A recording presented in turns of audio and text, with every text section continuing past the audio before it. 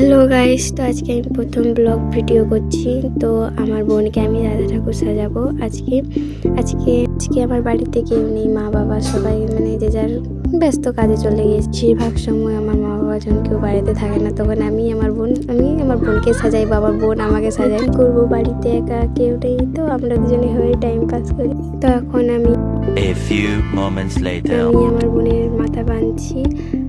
আসলে যখন আমার মা বাড়িতে থাকে না, মা বাবা যখন আমি একলা থাকি, আমি আমার বোন, তখনই বেশিরভাগ আমরা এরকম করে থাকি। তো ফোন নিয়ে আর এখানে আমার একটা দাদা দেখছে, যখন আমরা ভিডিও করছি তখন আমাদের দিকে আসতে আস্তে দাদুকে দেখতে পেয়েছে। দাদু সেখানে ধান দেখাশোনা করছিল, তখন দাদুর সাথে বকতেছিল।